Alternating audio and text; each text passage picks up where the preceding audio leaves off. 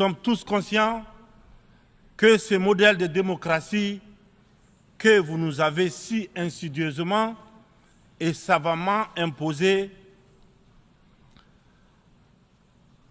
après le sommet de la Baule en France, presque de façon religieuse, il ne marche pas. Pour Doumbouya, les États africains... À l'université Félix Houphouët-Boigny de Cocody. Bonsoir à vous, messieurs. Première question tout de suite. Est-ce que, professeur, vous avez le sentiment que la démocratie n'est pas faite pour l'Afrique? La démocratie, elle est faite pour toutes les sociétés du monde, y compris les Africains.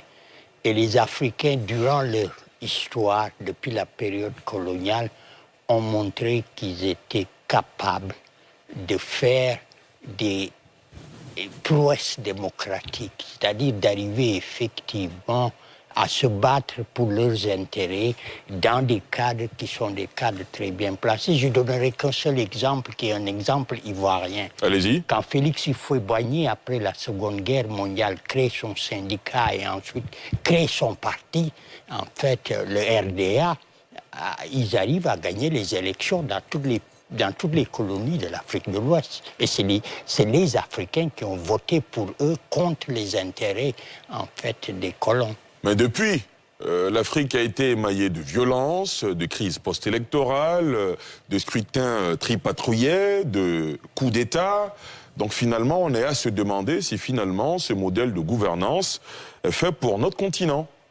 L'apprentissage est difficile pour des raisons qui sont des raisons historiques et des raisons, si vous voulez, culturelles. C'est que l'Afrique est passée, si vous voulez, dans une longue histoire qui est effectivement une histoire de crise. La période coloniale est une période cruciale pour apprendre ce qui s'est passé dans nos sociétés et dans nos pays, parce que cette période a été une période où les Africains n'étaient pas, comme disent les historiens, gouvernés, parce qu'ils n'étaient pas représentés. Ils étaient administrés comme des choses. Et cette manière de les administrer les a aussi placés dans ce qu'on a appelé les carcans ethniques. Et parce qu'on les a gouvernés séparés, quand ils se retrouvent tout seuls, les mécanismes à partir desquels les sociétés africaines sont capables de se gouverner, d'avoir des représentants, d'avoir une société ouverte. Parce que ce ne sont pas seulement les mécanismes juridiques, démocratiques qui sont importants, c'est la capacité d'une société à être une société ouverte et à faire la place à tout le monde. Et c'est cet apprentissage qui est devenu difficile.